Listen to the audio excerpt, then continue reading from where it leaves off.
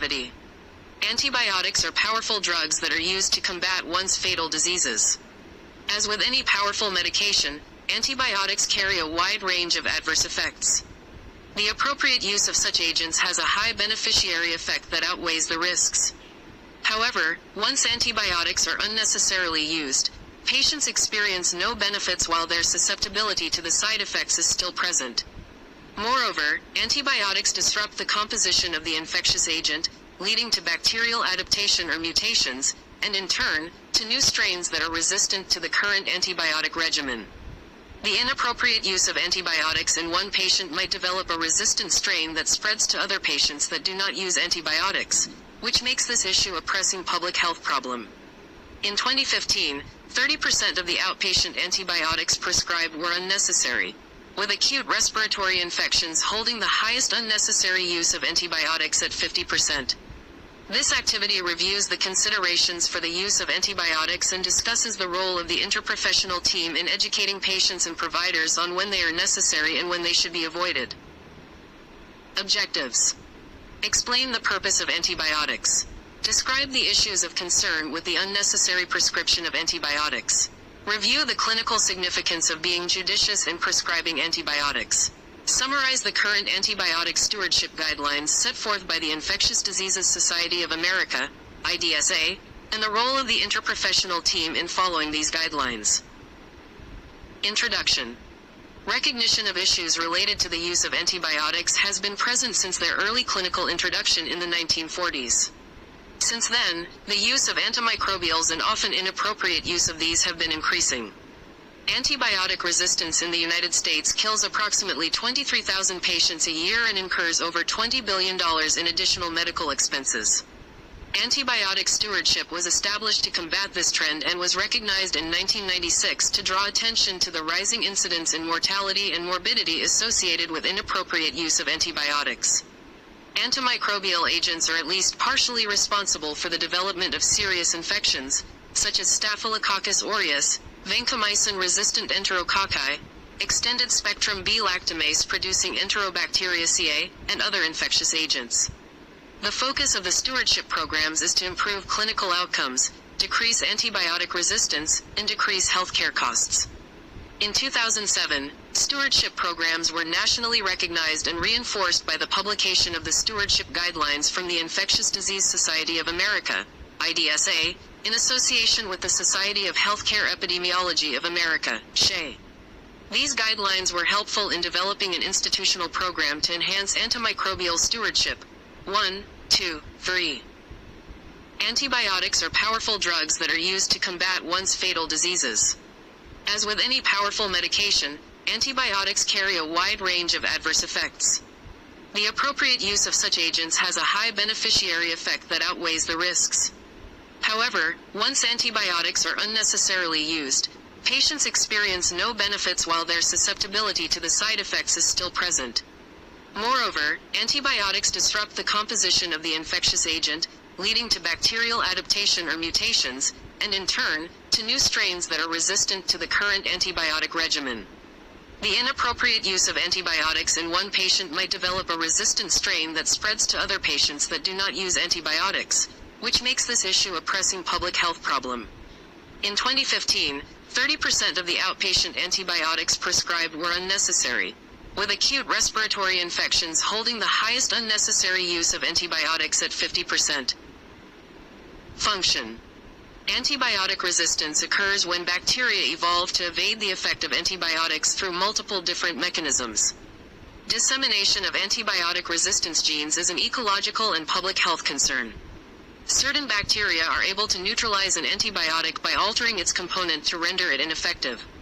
Others might be able to export the antibiotics out of the bacteria, and some can modify their outer structure and receptors so that antibiotics cannot attach to them. These mechanisms might lead to some bacteria surviving the use of the specific antibiotic and developing a resistance that can be passed to other bacteria as they multiply. Bacteria also can become resistant through mutation of their genetic material.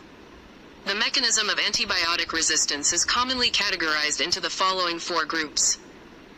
1. Intrinsic resistance. Bacteria might survive an antibiotic due to intrinsic resistance through evolution by changing their structure or components.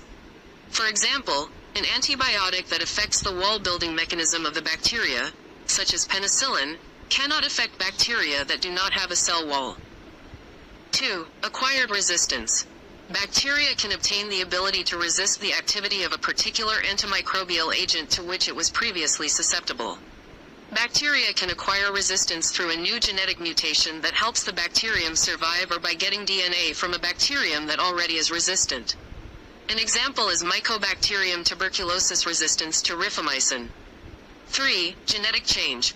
Bacterium DNA might change and alter the production of protein, leading to different bacterial components and receptors which render the bacteria unrecognized by the antibiotic.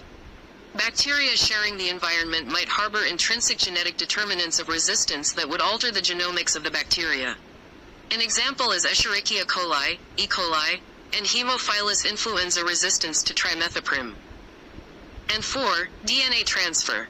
Bacteria can share genetic components with other bacteria and transfer the resistant DNA through a horizontal gene transfer. Usually, bacteria acquire external genetic material through 3 main stages. Transformation, through naked DNA incorporation. Transduction, through the process of phagocytosis. Conjugation, through direct contact. An example is Staphylococcus aureus resistance to methicillin, MRSA. Several organisms are resistant to multiple antibiotics. For example, isolated E. coli and Enterococcus that are inhibited by cefoxitin, ciprofloxacin, or erythromycin are usually resistant to at least one antibiotic and sometimes multiple antibiotic types including macrolides, tetracyclines, beta-lactams, quinolones, sulfonamides, tetracyclines, and rifamycin. Issues of concern. In the past, medicine was able to stay ahead of antimicrobial resistance through research and the development of new agents to overcome the different types of resistance patterns. However, with the recent development of vancomycin-resistant enterococci and the new subtypes of methicillin-resistant Staphylococcus aureus, antibiotic resistance is more prevalent and only can be minimized through stewardship. To combat the rising use of antibiotics, medical and public health professionals have to collaborate to reduce the inappropriate use of antibiotics.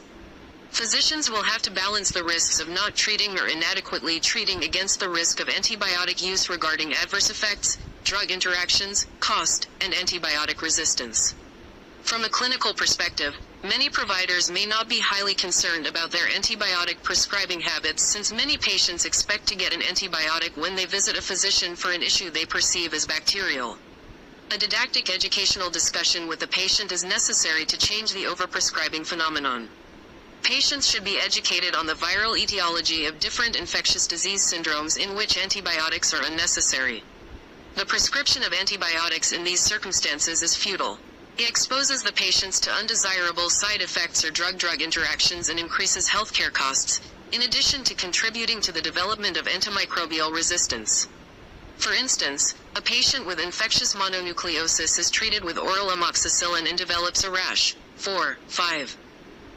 Antibiotic stewardship aims to provide a guide for the appropriate use of antibiotics. One of the general principles is to manage patients empirically and then tailor antibiotic therapy based on microbiology results.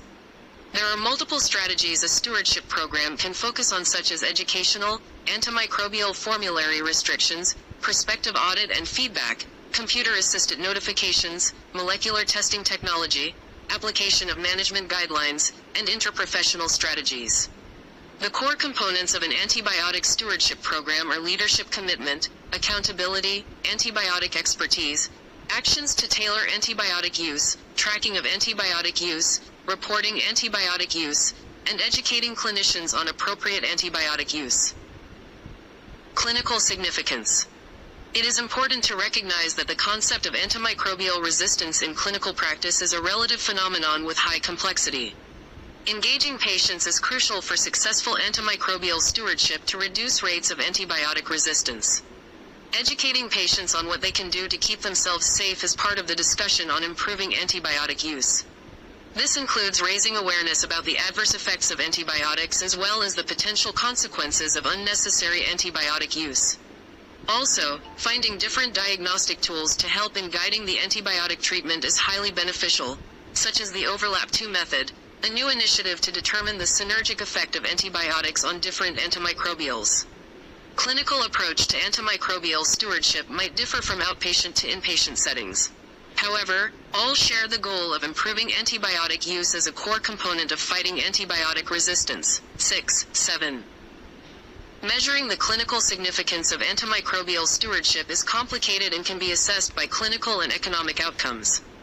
A recent study compared the use of continuous antibiotics versus intermittent antibiotics to manage bronchiectasis, by assessing the reduction in the frequency and duration of exacerbations, to the risks of managing antibiotic resistance and minimizing side effects, demonstrated a lack of high-evidence studies assessing the impact of stewardship programs. Hence, more prospective clinical trials are needed to evaluate the impact of antimicrobial stewardship on clinical outcomes. Outcome measures to utilize are decreased in the length of stay, lower readmission rates, and shorten the period to place the patient on proper effective therapy. On the other hand, economic outcomes provide stronger results showing the benefits of such stewardship programs. Economic outcomes do not only refer to the antimicrobial expenditure, but also include the costs of the drug, microbiology, length of stay, and infectious disease specialists. More significant savings can result from improved clinical outcomes due to decreased length of stay and reduction in complications related to antibiotic use, such as with Clostridium difficile-associated disease. Other issues. Antibiotic stewardship guidelines by the Infectious Diseases Society of America, IDSA, mainly focus on the following. 8. Incorporate direct interaction and feedback to the prescriber to reduce inappropriate antimicrobial use. Restrict formulary antimicrobial use by requiring specialized authorizations. Develop institution-specific clinical pathways based on local microbiology and resistance patterns. Streamlining and de-escalate therapy to eliminate redundant combination therapy. Ensure dose optimization based site of infection, pharmacokinetic, and pharmacodynamic characteristics. Develop clinical pathways advising providers about appropriate parenteral to oral conversions.